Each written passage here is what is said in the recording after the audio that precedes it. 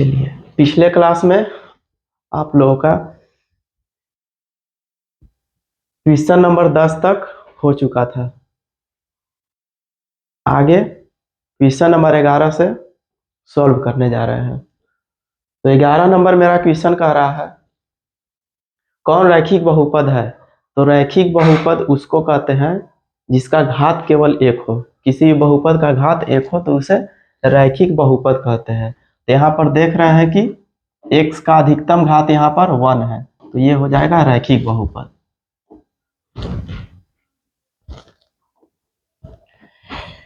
Next question मेरा कह रहा है,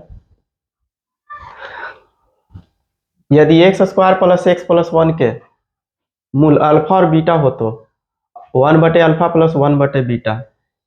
पिछले क्लास में आप लोग को बता चुके हैं, यदि जब इस फॉर्मेट में रहता है 1/a अल्फा प्लस 1/बीटा, इस तरह का जब वैल्यू पूछा जाता है तो alpha plus beta into alpha into beta होता है, तो माइनस के b/a और फिर होता है c/a। तो यहाँ से ये कैंसिल हो जाता है, बचता है मेरा माइनस के b/c।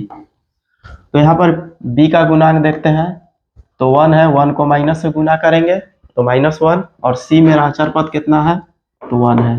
फाइनली मेरा -1 आंसर आ जाएगा, ऑप्शन नंबर बी हो जाएगा।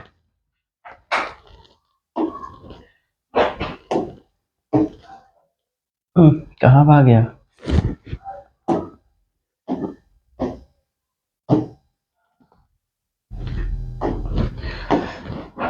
तेरह नंबर क्वेश्चन कह रहा है, मूलों का योग 2 तथा गुणनफल -15 है तो बहुपद ज्ञात करें। तो यहाँ पर फॉर्मूला एक ठो लिख लेते हैं,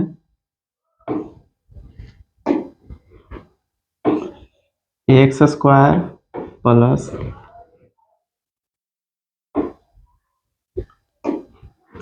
minus alpha plus beta into x plus alpha into beta.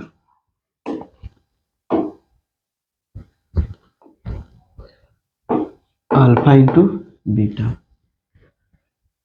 तो यहाँ पर देख ले रहे हैं कि योगफल मेरा कितना दे रहा है, योगफल दे रहा है 2। तो यहाँ पर x square minus 2 into x, alpha plus beta के अल्फा इंटू बीटा का मान कितना दिया है तो -15। तो यहाँ पर मेरा हो जाएगा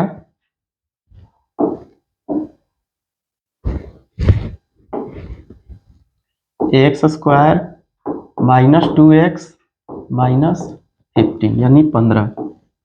तो ऑप्शन कहाँ पर है ये, तो ऑप्शन दो जगह माइनस में है, तो -2x -15, -2x प्लस 15। यहाँ पर देख ले रहे हैं माइनस में दोनों है, तो इसका ऑप्शन नंबर डी हो जाएगा।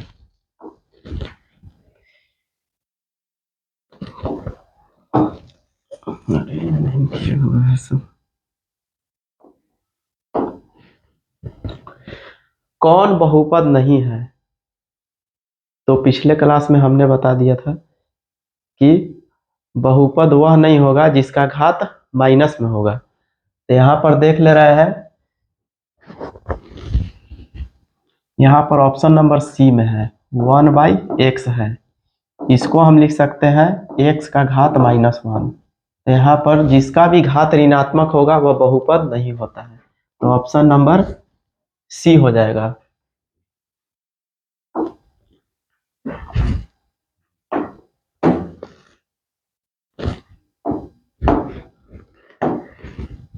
एक घात वाला बहुपद क्या कहलाता है, तो एक घात वाला जो भी बहुपद होता है उसको हम रैखिक बहुपद कहते हैं। तो रैखिक बहुपद कहाँ पर है, तो ऑप्शन नंबर सी में है।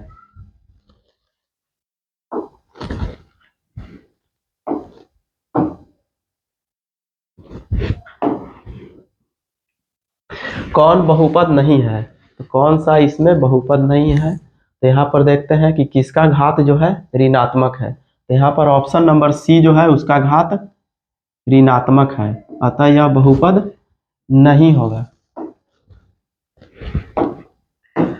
Next question, x square minus 5x plus 6 के शून्य क्या होगा? तो शून्य का यानी अल्फा प्लस बीटा हमको देखना है, अल्फा प्लस बीटा और अल्फा इंटू बीटा। तो यहाँ पर चिन्ह हम विपरीत ले लेंगे। तो अल्फा प्लस बीटा किसको जोड़ने पर 5 आएगा? तो यहाँ पर ये जोड़ने पर 5 आ रहा है, लेकिन यहाँ पर भी जोड़ने पर 5 आ रहा है, लेकिन यहाँ पर प्लस में 5 आ रहा है और यहाँ पर माइनस में 5 आ रहा है। तो ये आपको पता होगा कि माइनस के b बटे a होता है। तो b का जब हम वैल्यू यहाँ पर प्लस रखेंगे तब यहाँ माइनस आएगा, यदि यहाँ पर b का वैल्यू माइनस रखेंगे तो माइनस माइनस यहाँ पर प्लस आ जाएगा, जो कि ऑप्शन गलत हो जाएगा, इसलिए इसका ऑप्शन नंबर सी हो जाएगा। बाकी आगे चेक ही नहीं करना है, उतना ही से पता चल जा रहा है। Option number question number 18 number question कह रहा है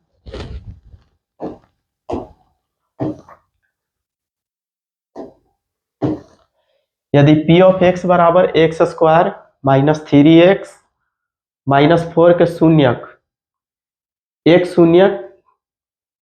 शून्यक कुछ क्वेश्चन इसमें छूट गया लगता है, एक शून्य कुछ देना चाहिए, एक शून्यक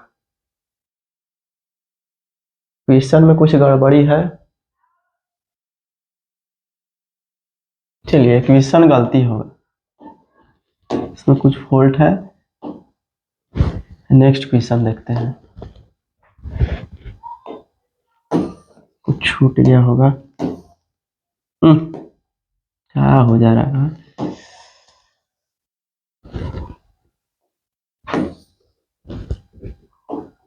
चलिए क्वेश्चन नंबर 19 पर चलते हैं।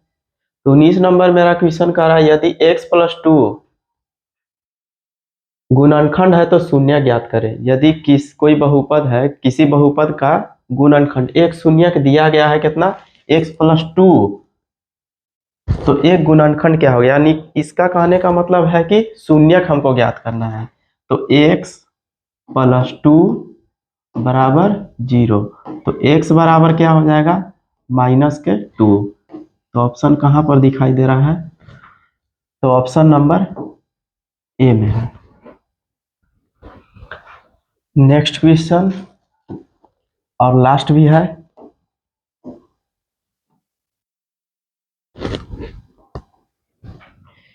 यदि शून्यक -4 है तो विभाजक क्या होंगे? तो इसमें भी वही काम करना है, x प्लस 4 बराबर मेरा आ जाएगा, इसको जब सॉल्व करेंगे तो x का मान -4, लेकिन यहाँ पर क्या दिया है? +4। तो +4 किस में आ जाएगा? जब ऑप्शन नंबर डी को सॉल्व करेंगे तब।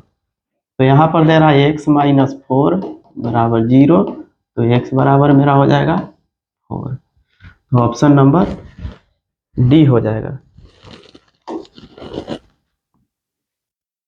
चलिए आज इतना ही तक रहने देते हैं, बाकी का क्वेश्चन अगले क्लास में होगा।